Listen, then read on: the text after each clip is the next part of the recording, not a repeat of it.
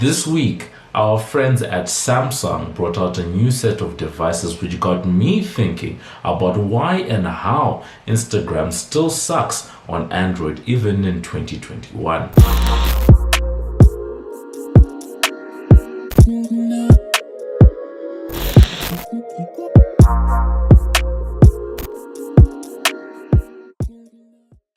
Hey, what up? It's your boy MobbJustice back again with another video, and for today we're talking about something that some people think is a sensitive topic, but it is a reality, and that is the fact that Instagram, Snapchat, all of these photo-based apps still suck on Android. That is just the truth. But why is this the truth? We're going to be talking about it. As always, this video is brought to you by the team from Liyon Media. You can head on over to www.liyonmedia.com for some of the crispiest in photo, video, and audio content. As indicated, for today, we're talking about the state of Android when it comes to some of the most popular photo-based and video-based apps, such as Instagram.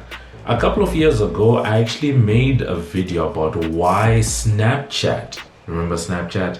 Why Snapchat actually sucks on Android. And interestingly enough, a lot of the issues that I raised in that previous video, I'll just make sure that I put a link, but a lot of the issues that I raised way back then still apply, because it's not an Instagram issue, it's not a Snapchat issue, it's just sort of the way that Android works versus how iOS works, right? You can't help but to make that obvious comparison. The idea to make this video actually came about because this week Samsung released a new set of phones, that is their A52 together with their A72. These are sort of their mid-range sort of phones, and they sit, just below the S range, getting a lot of features that we've probably seen in previous S generation phones. And going through that release, like many other smartphone releases in this day and age, there was a lot of emphasis on the camera,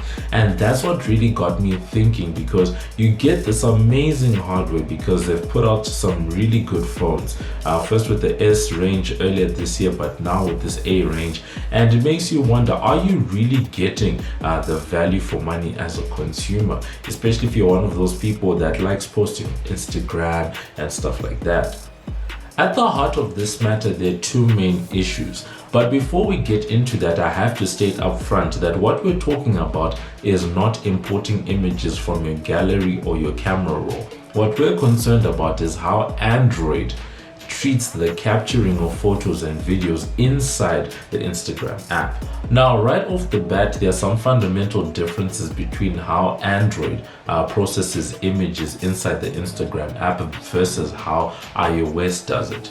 If you open the Instagram app inside on an Android phone, what it does is, if you take an image or if you take a video especially, what it does is it's actually capturing a screenshot of what is actually being seen inside the Instagram app. And the reason for that is because there are just too many Android phones out there for developers at Instagram to actually find a way to tap into the camera natively on Android devices. As I mentioned just now, the obvious comparison is with iOS, because the difference is with iOS, when you open the Instagram app, it actually taps into the physical camera when it actually takes images as opposed to a screenshot.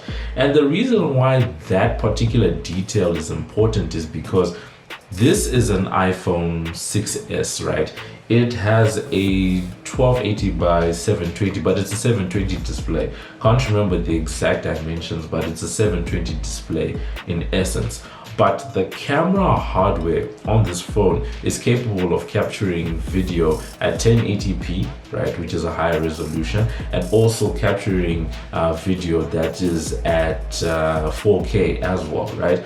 So you're gonna get much better quality from Instagram if the app itself can tap into the native camera. That is something that it simply cannot do on Android, or at least something that developers aren't willing to attempt. The way to think about it is that iPhones use the same software. Everything is just iOS. Yes, Android phones use Android, but unlike with iOS, it's all the same, right? As long as the phone is running, let's say, iOS 14, right? They're all running the same, and you have the same code base, and the cameras work in the same way. They've got the same viewfinder, they've got the same camera systems, despite the fact that some have 3, some have 2, all of that, but their camera systems basically work the same.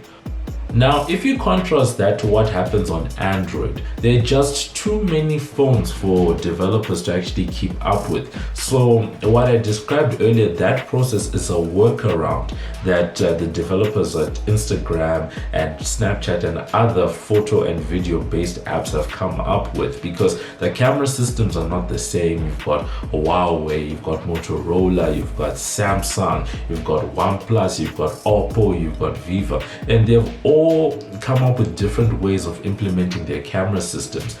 Plus, at the same time, not all versions of Android are created the same. You've got EMUI on Huawei phones, you've got One UI on top of Samsung phones, and you've got stock Android that sits on, let's say, your Google Pixel devices. So already your software and code base is already different from that point of view. So if you're a developer, you'd rather make, a one-size-fits-all app for iOS, because you know that your code base is the same. You make that one app, all these iPhones work relatively in the same way. Whereas if you try to do it for Android, it just becomes a bit of a headache. So this is where Samsung's latest phone releases sort of caught my attention, because you've now got this latest crop of phones and they look good.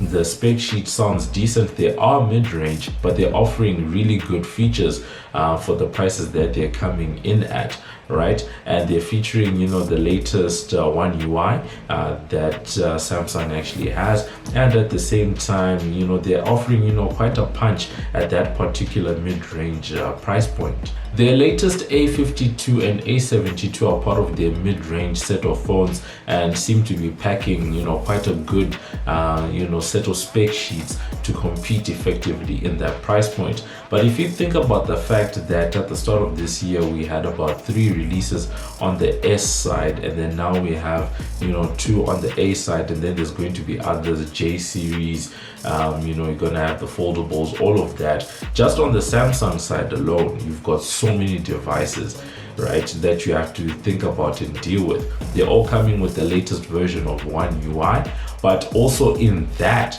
you also see some of the issues that are there, because as I said, you've got stock Android, but you have all of these manufacturers putting their skins on top of that. This is an S10 Plus, right? And it only recently just got the latest version of One UI, which is running on the latest series of S phones.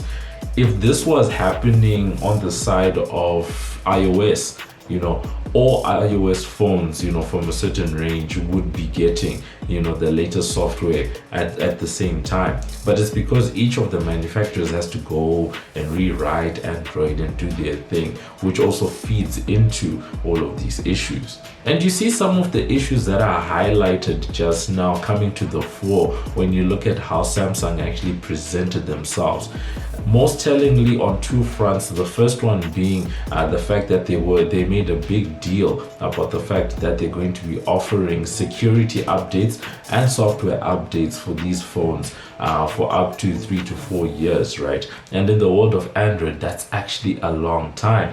But coming back to the fact that you've got, this, right, on the side of iOS, where this is probably a 5, maybe 6-year-old model, but it's running the latest version of iOS. This isn't usually the case in the world of Android.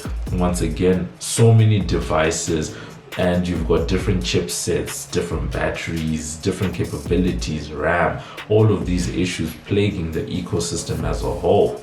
To further illustrate the point, you see that in this week's release, Samsung actually talking about a partnership that they've struck with Snapchat, where people that buy these latest set of phones will be able to use their native camera inside of Snapchat.